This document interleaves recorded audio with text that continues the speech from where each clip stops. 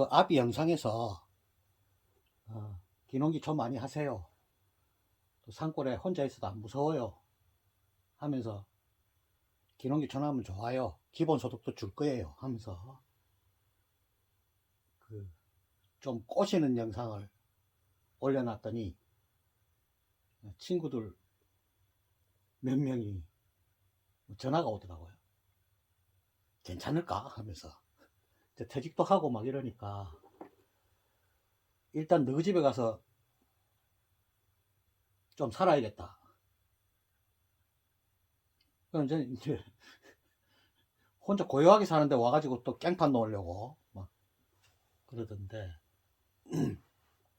그 와중에 진짜 농민들 그런 거 지원하느냐? 지원 안 하죠. 하지 않을까? 그 이야기인데. 근데 해야 될걸요? 저는 그렇게 생각합니다. 우리나라가 이제 공업화하고 산업화하고 막 이래가지고 지금은 선진국이 됐다 하잖아요. 정말 대단하죠. 우리 어릴 때만 해도 정말 도시락도 못 사가는 경우가 많았었는데요. 저도 이렇게 발전한 게 정말 대단합니다. 차를 타고 전국을 다녀보면 그 전라도 쪽만 가도 어릴 때 포장도로가 거의 없었어요. 근데 지금은 전국토가 거의 뭐 공원 정도죠. 공원화되어 있습니다. 옛날에는 또 나무도 없었어요. 나무 많이 떼고 이러니까 우리 어릴 때만 해도 나무가 별로 없었는데 지금은 거의 울창하고 조금 있으면 원숭이도 있을 것 같아. 이제 숲이 울창하고 막 이러니까 뭐 키우던 원숭이 몇 놈만 도망가도 금방 안 퍼지겠어요. 날씨도 따뜻해지고 옛날에 어릴 때 이게 합천 쪽에 와보면 눈이 엄청나게 많이 왔었는데 이제 눈도 많이 안 와요. 상당히 기후가 많이 달라진 거는 맞아요. 5년 전하고도 달라졌습니다. 5년 전에 왔을 때도 겨울에 눈을 왔거든요. 근데 최근 얼마 동안은 안 온 것 같기도 하고 눈발이 흩날리는 건 있는데 기후도 많이 변하고 우리 그 농지가 이렇게 자꾸 황폐해 가면 언젠가는 이게 문제가 될 겁니다. 전쟁을 치면 뭐 전쟁 치면 돈 없으면 전쟁 못 치잖아요. 미사일 한 발에 뭐 10억, 30억, 150억 막 이런 식이잖아요. 전쟁이 나도 농사는 지어야 됩니다. 돈 없으면 전쟁도 못 치니까 뭐 식량 살 겨를이 없죠. 그럼 원조 같은 것도 얻어먹어야 되는데 전쟁 나면 시골인들 온전하냐? 시골은 온전합니다. 왜 온전하냐 하면 이 시골에 뭐 있다고 여기에다가 30억, 50억짜리 이런 미사일 쏘겠어요.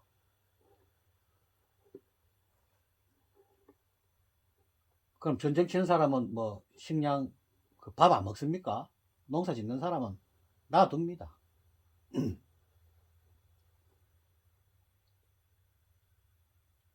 그건 이제 농촌을 지금쯤이면 이제 우리나라가 선진국도 됐다 하니까 농촌에 좀 보답을 해야 되지 않느냐.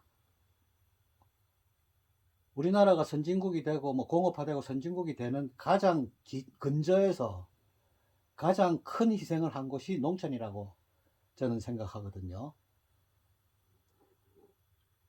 뭐 농촌이 무슨 기여를 했느냐? 기여 엄청나게 농촌이 없었으면 공업화가 안 됐을걸요. 본래 공업화에 필연적으로 따라오는 게 도시 빈민입니다. 도시 빈민이 없으면 공업화가 안 돼요. 이게 무슨 말이냐 하면 우리가 공업화를 처음 시작할 때 이제 생산품이 뭡니까? 뭐 고무신, 뭐 가발, 뭐 이런 거잖아요. 뭐 대단한 공산품이 있었습니까? 자, 그럼에도 불구하고 공업화를 하는데 도시에서 하죠. 그나마 인구가 좀 많은 데가 도시니까. 근데 우리 어릴 때만 해도 도시의 인구 밀도가 그렇게 안 높았어요. 아파트가 있는 것도 아니고. 그럼 도시에 공장을 짓겠죠. 그러면 노동자가 필요하죠. 도시에 있는 노동력으로는 안 된다는 거죠. 그런데 예를 들어서 뭐 공장을 지어가 돌리는데 100명이 필요하다. 그럼 1000명의 노동자가 필요합니다. 뭐 100명 필요한데 뭐 1000명이 필요하노? 1000명이 필요해요. 왜 필요하냐 하면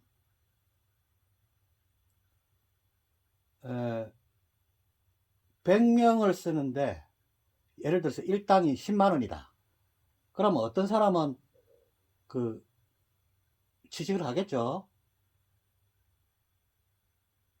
그런데 취직 못한 사람은 나는 5만 원만 줘도 일할 수 있습니다 하는 사람이 있을 것이고, 또 더 급한 사람은 3만 원만 줘도 일할게요. 또 어느 놈은 저는 5천 원만 줘도 일당을 열심히 일할 수 있습니다. 이렇게 이제 사태가 벌어진다는 거죠. 그럼 골라 쓸 수가 있는 거죠. 그래야 임금이 낮아지죠. 노동집약 산업에서 생산 요소 중에 가장 비용을 많이 먹는 게 임금이잖아요. 그러니까 그 임금을 낮추기 위해서 100명의 노동자가 필요할 경우에 1000명을 이제 요구한다는 거죠. 그래야 임금이 낮아질 수 있는 거죠. 그런데 이제 도시에는 그만한 인구가 없단 말이죠. 옛날에는 시골이 더 북적거렸습니다. 그러니까 시골에서 사람을 쫓아내야 되죠. 그런 정책을 씁니다. 자, 그렇게 쫓아내려면 이제 도시에도 이제 그 임금을 낮춰야 되는 게 가장 급선무니까. 도시 사람들도 살아야 되죠. 먹고 살아야 되니까. 가장 이제 좋은 방법이 뭐냐면 농산물 가격을 눌러버리는 거죠. 농산물 가격을 짓눌러 버리면 시골에 사람이 살 수가 없게 됩니다. 그럼 자동적으로 시골의 노동력이 도시로 유입되는 거죠. 그러면 시골 사람이 도시에 가가지고 뭐 누울 자리도 없잖아요. 그러니까 이제 빈 공터 같은데, 산 구름 같은데 이런데 이제 판잣집 같은 거 짓고 이제 살게 되는 거죠. 그 중에서 만약 1000명이 모였다. 그럼 100명만 쓰는 거죠. 이 100명은 이제 룰루랄라 하면서 이제 직장 생활 하겠죠. 월급도 받고. 그런데 문제는 뭐냐면 그 월급을 받아가지고 20일만 쓰면 돈이 없어요. 그러면 고민을 하지 않겠어요? 그 고민하면서 집에 와보면, 퇴근길에 고민 막 하면서 집에 딱 와보면 옆집에 놀고 있거든요.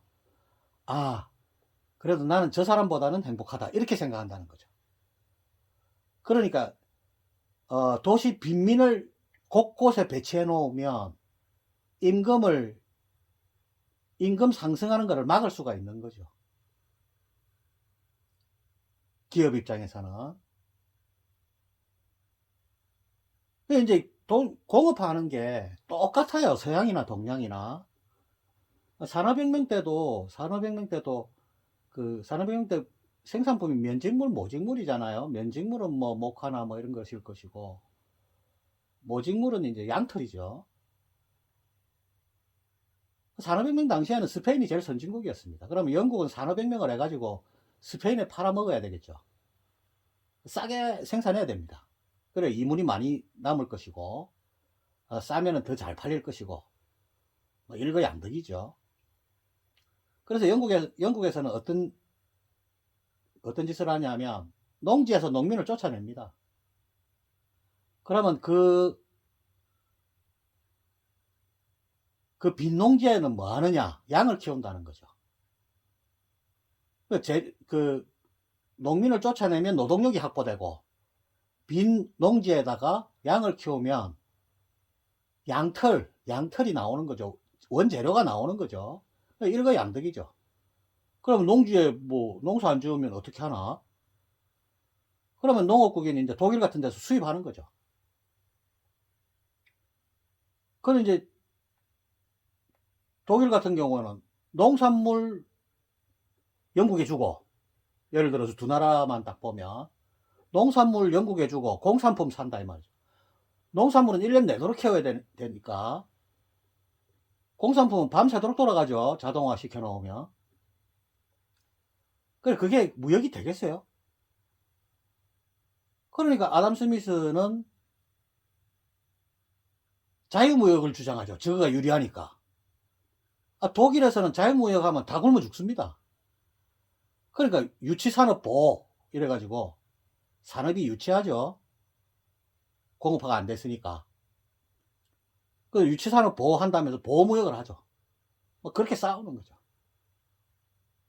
아담 스미스는 저거 유리하게 사기친 거죠.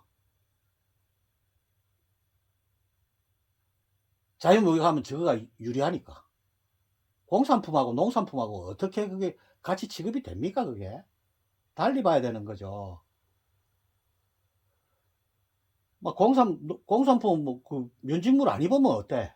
짐승 가죽 두르고 다니면 되지. 배 안 고픈 게 더 중요하지 않나요? 자, 그러면 이제 농지에서 농민을 쫓아내면 그 구릉으로 가는 거죠.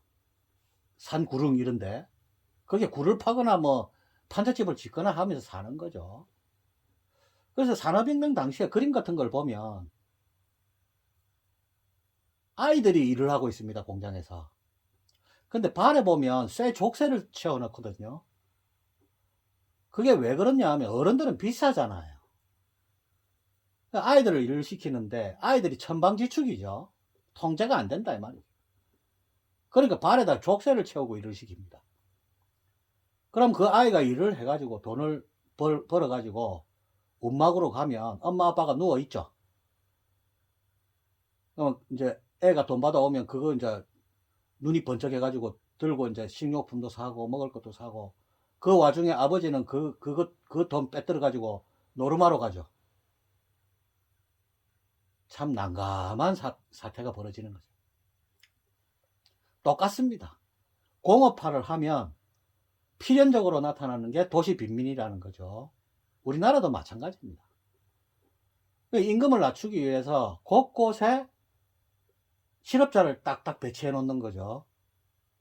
왜냐하면 한 달 월급 받아봤자 20일만 쓰면 없어요. 월급을 많이 안 줘야 되는 거죠. 고민할 여지도 없습니다. 왜냐하면 퇴근해가 집에 가면 옆집에 놀고 있거든요.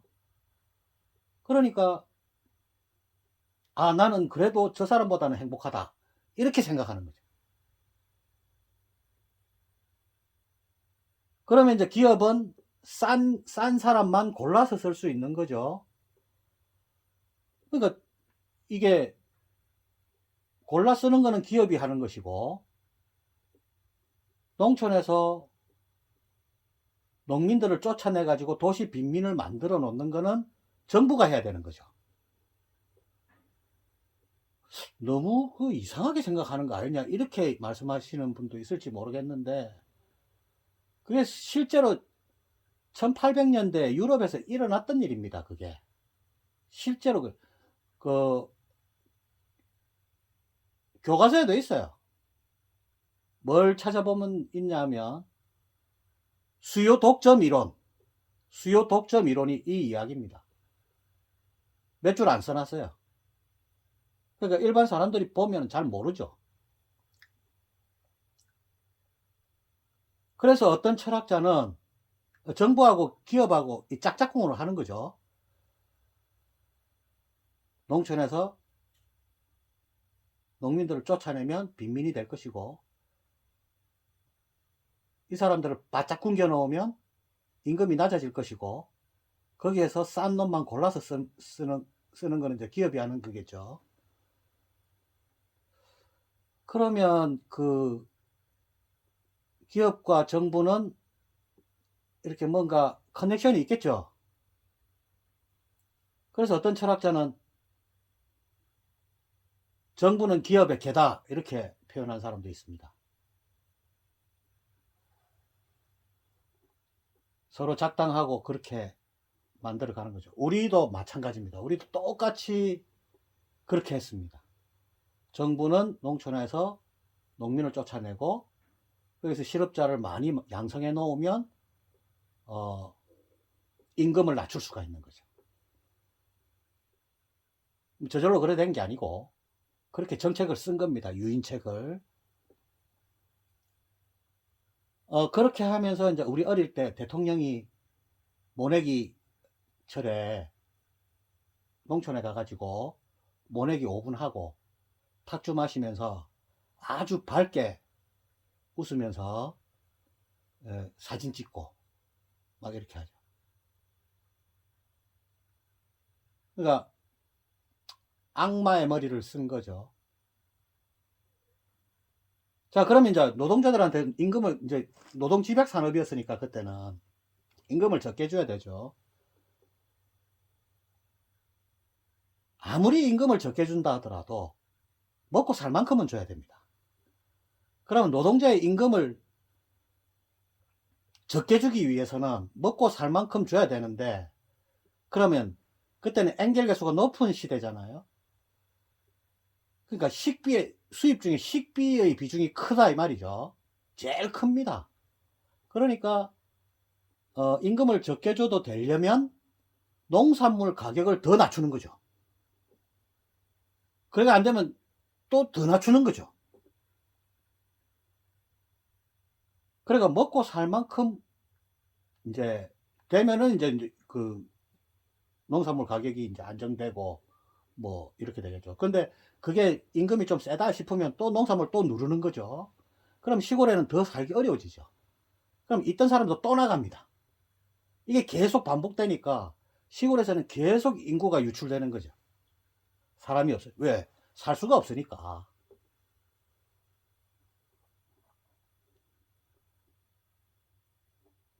그 뭐 네가 뭐 기업하고 정부하고 커넥션이 있다고 증명할 수 있나? 그럼 증명은 못 합니다.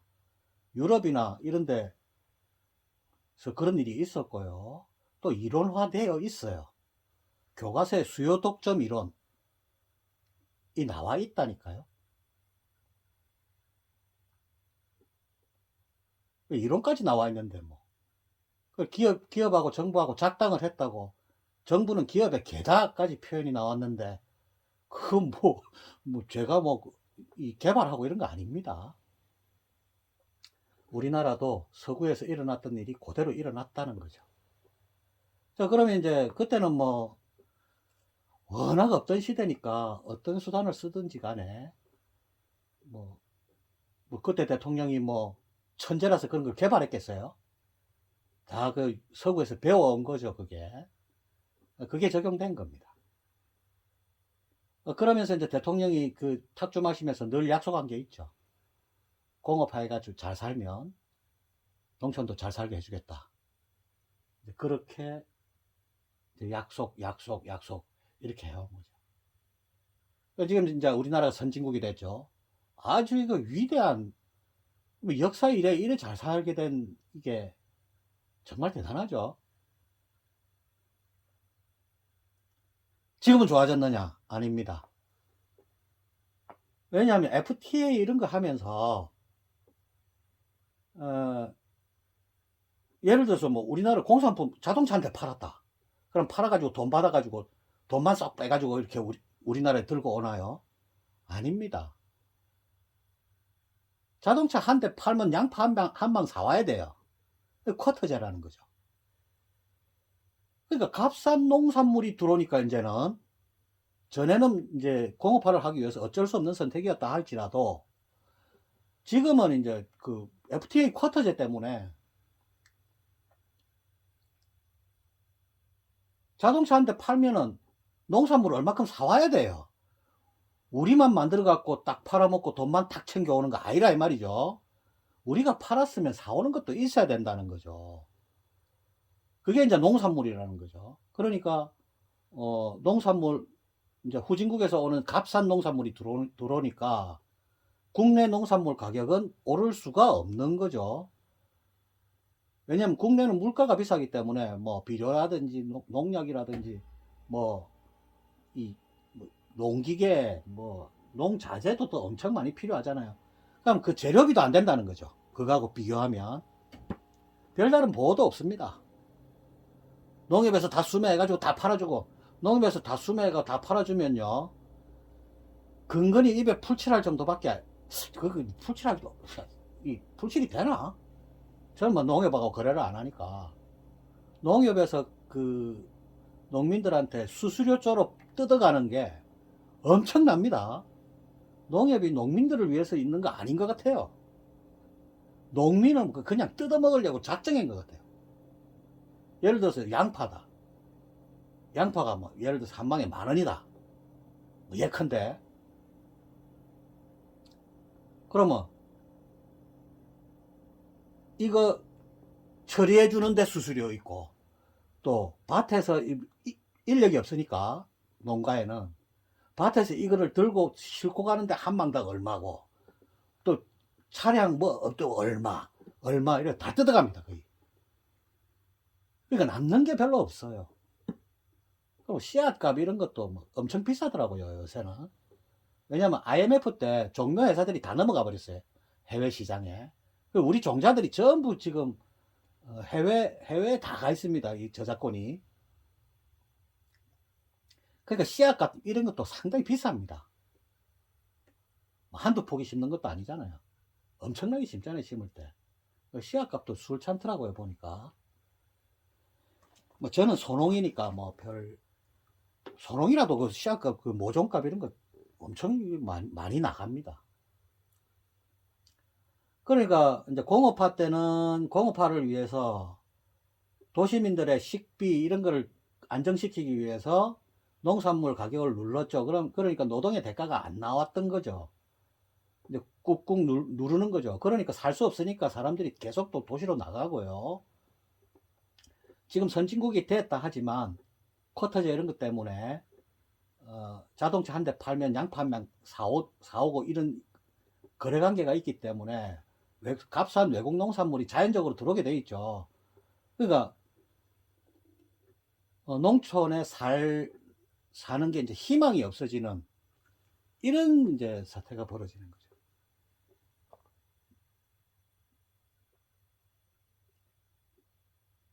그렇다 한들 아까 그 친구가 하는 말이 외우고 사오면 되잖아. 아이 참. 식량은 그런 거 아니라니까요. 그 뭐 설명하기도 참 까다로운데 머릿속에는 있는데 말로 잘 안 되는 그런 부분이 있죠. 그 무작정 하는 거 아닙니다. 날씨가 이렇게 뭐 쉽게 이야기하면 옛날에 우리 어릴 때는 뭐 세계 인구가 35억 막 이랬는데 지금은 75억이잖아요. 그 중에서 20억이 넘게 지금 굶고 있다 하거든요. 식량난으로. 전 세계 인구 중에. 그럼 지금 기후가 상당히 많이 바뀌거든요. 혹시 전쟁이 날 줄도 모르잖아요. 뭐 전쟁 나면은 뭐 여기에 시골에 아까도 말했듯이 시골에 뭐 30억짜리 50억짜리 미사일 놓겠어요. 저거는 뭐 전쟁 치는 게 전부 돈인데 우리 개인 화기 뭐 총 이런데 한번 땡겨버리면 라면 한 박스씩 날아가잖아요. 총알 한 발에 라면 한 봉지로 보면 됩니다. 한번 땡겨버리면 라면 한 박스씩 막 날아가는 건데 그 전부 다 돈이잖아요. 그럼 전쟁치기도 바쁜데 식량 사올 돈이 어디 있어요? 그러니까 전쟁이 나도 식량 생산을 하죠. 시골에 뭐 미사일 쏠 리도 없고. 농사 짓는데 그 포를 쏘거나 뭐 이 미사일 쏘거나 바보가 아닌 다음에 그런 일 하겠어요. 적어도 먹고 살아야 되는데. 그러니까 이 전쟁이 나거나 기후가 위급하거나 막 이럴 때는 외국에서 들어오기도 어렵고요. 국내에서 어떻게 해야 되는데 농촌이 자꾸 비니까 걱정이 좀 되죠. 사람이 너무, 예를 들어서 이 동네 다 비워버리고 저 혼자 있다 생각해 보세요. 이 넓은 땅에. 무섭잖아요. 그럼 무서워요. 귀신이 없는 건 아는데, 와, 사람 아무도 없는 거는 조금 그렇죠. 마을하고 떨어져 있는데, 지금도.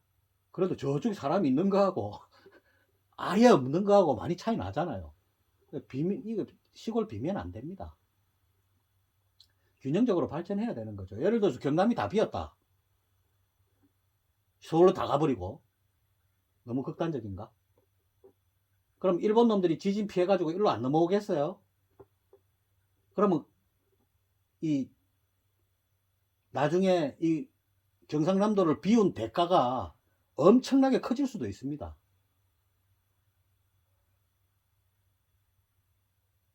지금 그 제주도 쪽에 지인이 있어가지고 제주도가 그 중국인들 입국하기 쉽게 만들어 놨잖아요. 뭐 영주권 주고 막 이랬다 하더라고요. 그러니까 다른 쪽으로는 들어오기 어려우니까 제주도를 통해 가지고 중국 놈들이 어마어마하게 들어와 가지고 이 전국으로 다 퍼졌답니다. 그게 지금 전국으로 다 퍼져 가지고 뭐 범죄 일으키고 지금 난리라고 그러는데 제주도 왜 그랬나? 아무튼 그런 사태가 벌어진다는 거죠. 만약에 그 경상남도 텅 비어 가지고 중국 놈들이 들어오거나 일본 놈들이 들어오거나 그러면 그거 이제 다시 재정비하려면 어마어마한 사회적 비용이 든다 이 말이죠. 그러니까 그렇게 되기 전에 균형적으로 발전을 시켜 놓으면 뭐 이 나라 전체가 어디가 뭐 어떻게 이상하게 되더라도 이 강력해지잖아요. 근데 어디가 비어버리면 그거를 정상으로 돌리는데 사회적 비용이 어마어마합니다. 그리고 농지 같은 경우에는 한번 묵혀지면 다시 농지로 돌리기가 어렵습니다. 특히 노는요. 노는 뭐 1, 2년만 안 지어도 그 밑에 그 경관층이 있어요. 경관층 딱딱한 그게 시멘트보다 더 딱딱해요. 그러니까 이 뻘이잖아요. 그죠? 그러니까 물을 매년 대고 이렇게 해야 그게 논으로 유지되는 것이지. 그 뻘이 굳어버리면 시멘트보다 더 단단합니다. 그럼 다시 어떻게 논으로 만들겠어요?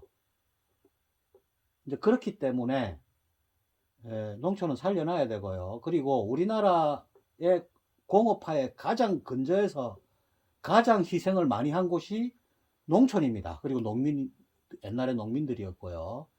그분들이 없었으면 지금 우리나라 선진국 되기 어려웠을 겁니다. 그 사람들이 이제 저임금으로, 그 다음에 농촌에서 수입이 적죠. 그 열악한 상황에서 견뎌줬기 때문에 우리나라 공업화가 이루어졌었고요. 선진국이 될 수 있었던 것 같습니다. 그러니까 여태까지 그 많은 지도자들이 약속을 그렇게 많이 했었습니다. 공업화 되면 잘 살게 해주겠다고. 지금쯤은 이제 그 보답을 할 때가 된 거죠. 따라서 도시민들은 근본적으로 농촌에 자기도 알지 못하는 빚이 있다 이 말이죠. 빚 갚아라 이 말이죠. 저보고 뭐라 하면 저는 안 받을게요. 그러니까 어느 정도 그 자립할 수 있는 그런 지원 같은 게 이제 필요한 거죠. 근데 돈이 얼마 안 든다 하더라고요. 인구가 100만, 한 200만 정도밖에 안 되니까, 뭐 지원을 해도 큰 돈이 안 든다고 그럽니다. 저번에 어디에서 계산을 해놨던데, 그, 그렇게 큰 돈은 안 든다고 그러더라고요. 우리나라 경제 규모가 워낙 크잖아니까, 뭐 큰 돈이 아닌 것 같다, 그렇게 이야기하더라고요. 얼마든지 할 수 있다. 뭐 그렇게 이야기하더라고요. 그러니까 분명히, 예, 그럴 수 있으니까 또 그렇게 해야 됩니다. 위급하면 이제 식량 생산도 하고 또 고향이잖아요. 그러니까 시골을 살려내야 된다. 그 이야기죠. 농거가 뭐 맞는지는 모르겠지만 대충 그런 생각이 듭니다. 도시 사람들이 뭐 농촌 지원 많이 해주던데 농촌 지원 잘 없던데요. 제가 보니까 기농하면 뭐 지원금 많이 주고 뭐 그런 거 없던데요. 군청에 가면 아주 많아요. 지원해주는 프로그램이 엄청나게 많아요. 뭐, 뭐 500만 원짜리 지원, 1000만 원짜리 지원 뭐 엄청 많거든요. 그런데 한번 가보세요. 뭐 첫 번째 지원 그게 있다 그러면 밑에 조건이 1, 2, 3, 4 있어요. 근데 1번, 2번, 3번은 거의 99%다 맞아요. 다 해당돼요. 그런데 4번은 99%다 안 돼요. 또 2번 지원 딱 가면 1번, 2번은 되는데 3번이 안 돼요. 전부 그런 식입니다. 안 되게 돼 있어요. 실제로 제가 한번 가봤거든요. 그러니까 그 공무원한테 물어봤어요. 솔직히 이야기해라. 이거 지원금 안 주려고 한 거지. 만들어 놓은 거지. 이러니까. 공무원이 고개를 푹 숙이더니, 실제로 뭐라고 이야기하느냐 하니까, 먹고 튀는 놈이 많아가지고, 지원하기가 곤란하다. 이런 이야기 하더라고요. 진짜로. 그냥 어이가 없어가지고, 뭐, 공무원이 뭐, 자기 시키는 대로 하는 사람이니까, 뭐, 알고 하겠어요? 뭐, 그래도 그때는 좀 화가 나가지고, 야, 이 사람아, 시골에서 먹튀 한다고? 그러면, 기농한 사람이 먹튀 한다고? 그러면, 기농하려면 와서 땅 사야 되고, 집 장만 해야 되고, 농기구 사야 되고, 농자재 같은 거 다 사고, 1, 2년 하다가, 떠난다 칩시다. 그럼 그 사람은, 이 지역 사회에 최소 3억, 우리 기농 한번 이렇게 하면, 최소 3억 있어야 됩니다. 최소.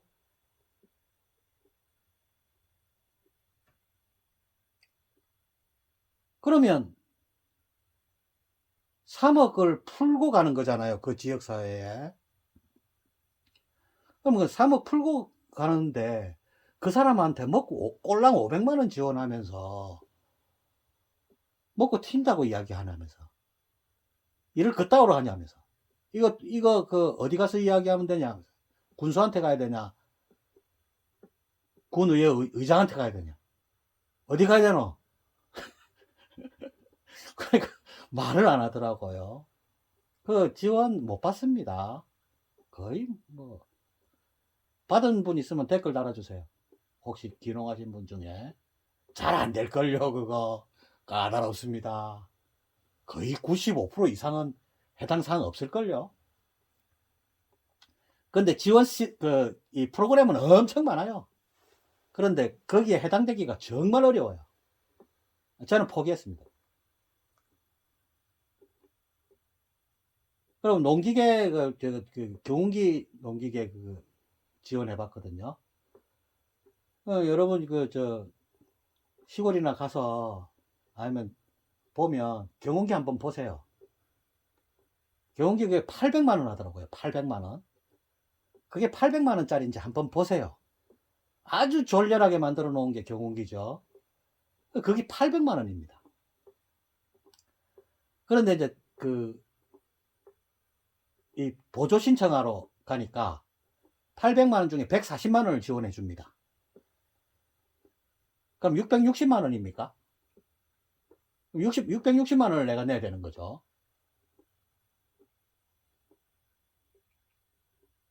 그럼 뭐냐 하면, 140만 원이 그 800만 원 안에 들어있는 겁니다. 140만 원 지원해주는 척 하면서 다시 그 회사로부터 돈을 받아가는 거죠.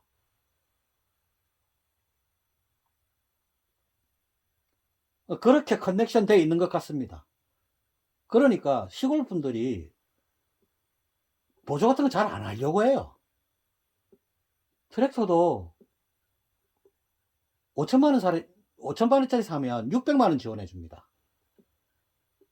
그런데요, 현금 들고 가면 600만 원보다 더 깎아줘요. 그럼 5천만 원짜리 4,400만 원에 가져온다 이 말이죠. 그럼 현금 들고 가면 4천만 원만 산다는 거죠.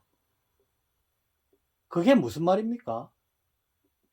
농기계 회사하고 정부하고 이게 커넥션이 돼 있다는 거죠. 그 가격에 다 묻혀 놓는 거죠.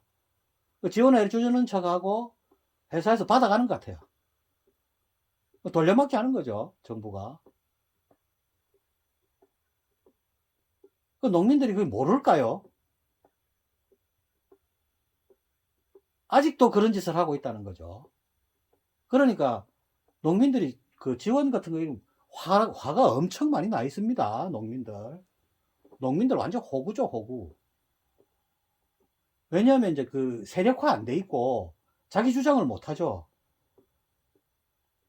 시위하러 트랙터 몰고 서울 여의도로 갔다. 그럼 농작물은 시기 놓치면 안 되거든요.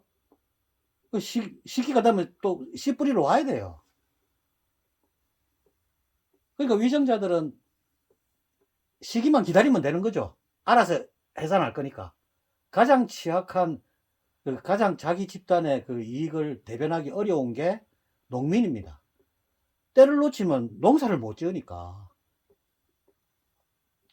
그러니까 이제 아직까지 이제 피해를 보고 있는 거죠. 그래서 지금쯤에는 그 농민들한테 조금 보상을 해줘야 되는 시기가 오지 않았나. 그러니까 도시민들은 농민들 지원해 주는 거 이런 건 너무 부릅뜨고 살피지 마시고요. 현실하고 많이 틀립니다. 자기도 모르게 시골에 도시민들은 시골에 자기도 모르는 빚이 있는 겁니다. 그러니까 너무 그렇게 농촌 지원 왜 해주느냐 뭐 이런 식으로 좀 안 하는 게 맞지 않나 이렇게 생각합니다. 니는 받지 마라 그러면 저는 안 받을게요. 안 받아도 돼요. 여태까지 도시에서 살았고 뭐 농민도 아니잖아요. 여기 이제 기농에서 살고는 있는데 아직까지 마음속 깊이 농민은 아니니까 안 받아도 됩니다. 이제 와서 이제 이렇게 보니까 정말 도시에 있을 때는 몰랐는데 어디 책에서 보고 뭐 이런 것도 그냥 이렇게 마음으로 못 받아들이니까 그냥 넘기고 했었는데 와서 살다 보니까 이렇게 못된 짓을 시골에 많이 했었구나. 옛날에 이제 책 봤던 거 뭐 이런 거 그런 게 떠오르면서 그렇게 생각이 드네요. 농촌 농민들한테 기본적으로 조금 미안하죠. 도시민들이 혜택을 많이 봤었습니다. 여태까지. 공업화의 열매는 도시민들이 다 따먹었잖아요. 희생은 농민들이 하고. 노동력이나 재료나 뭐 이런 거 전부 시골에서 다 갖다 쓴 거 아니겠어요? 그러니까 그 보답을 해야 되는 시기가 온 거는 맞습니다. 제가 농민이고 아니고를 떠나서. 그런데 실상은 아직까지 농민들을 이용하고 지원해주는 척만 하고 돌려막기 하고 앉아 있고요. 정부가. 농민 지원한다면서 프로그램 짜놓고 어마어마하게 화려하게 막 형형색색 쫙 붙여놨거든요. 전부 해당 사항 없게 해놓고. 완전히 참. 공무원도 무슨, 아직까지 도시에서는 안 그렇던데. 시골은 아직까지 아주 옛날에 사또입니다, 사또. 참. 그리고 시골 사람들은 아직까지 공무원들 이렇게 두려워하는 그런 측면도 많은 것 같고, 도시하고 많이 다른 것 같아요. 그런 거 좀 타파해야 되고, 봉사잖아요. 이 서비스업이잖아요, 공무원은. 농민이라면 좀 무시하는 경향도 좀 있고요. 참, 희한한 사고방식을 갖고, 서비스업의 기본 정신이 안 돼 있는 거죠. 그 기업체에 가가지고, 이 고객들 응대하는 거, 이런 거 교육도 좀 시키고 이래야 될 것 같아요. 시골의 공무원들. 잘하는 사람도 있는데, 한 번씩 목에 힘주는 그 이상한 인간들이 좀 있더라고요. 그 뭐 대단한 벼슬인 것처럼. 그 교육 좀 시켜야 될 것 같아요. 그 농민들을 좀 더 대우해줘야 될 것 같아요. 그 조금 모르고 조금 그렇게 하더라도 존중받아 마땅한 분들입니다. 지금 계시는 분들이. 다 우리 그 부모님이나 마찬가지잖아요. 지금의 우리 선진국이 된 대한민국을 낳은 그런 부모님 같은 그런 분들이잖아요. 그러니까 이제 보살펴 줘야죠. 지금 시골에 참 안 됐습니다. 할머니 혼자 사는 집이 우리 동네 거의 대부분입니다. 우리 마을에 저 밑에 내려가 보면 혼자 살아요, 혼자. 그리고 자식들한테 생활비 받는 분들 거의 없는 것 같던데요. 혹시 시골에 부모님 혼자 두고 도시에 나가 있는 자식분들 시골에 생활비 좀 보내세요. 뭔 땐짓 하지 말고 자주 거의 잘 안 오시더라고요. 한 번씩 자주 찾아보기도 하고 이래야 되는데 119가 요양병원으로 옮기고 뭐 그런 것도 보고요. 자식은 안 보이고 혼자 많이 삽니다. 조금 보살펴야 될 필요가 있습니다. 조금 심각합니다. 살려놔야 됩니다.